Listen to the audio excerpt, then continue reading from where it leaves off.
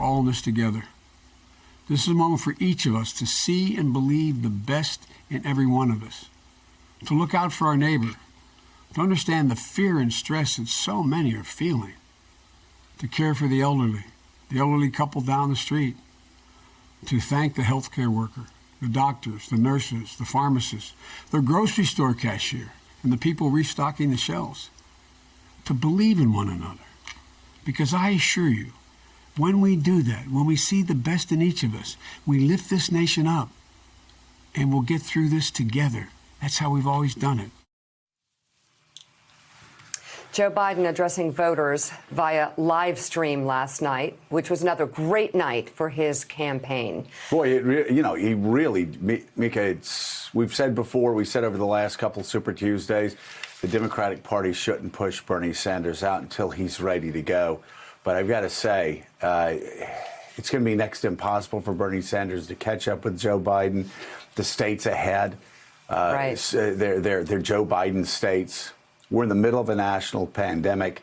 Bernie Sanders is needed in the Senate to frame a lot of bills that are going to respond to this crisis right now. There is no doubt that's where he could do his most positive work in the United States Senate right now, helping to shape these bills to represent the values and the beliefs that he's had his entire career, not on a campaign trail. This race is all but over.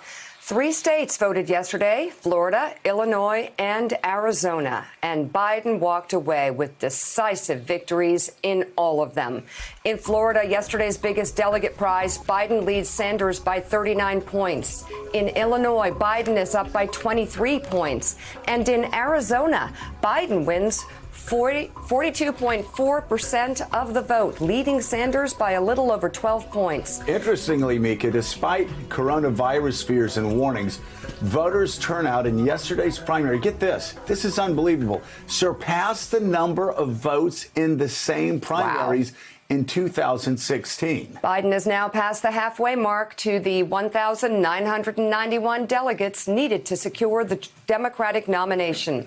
According to NBC News delegate count, the former vice president leads Sanders by 315 delegates, 1,132 to 817. As former campaign manager to President Obama's campaign, David Plouffe, put it, Biden is, for all intents and purposes, the Democratic nominee.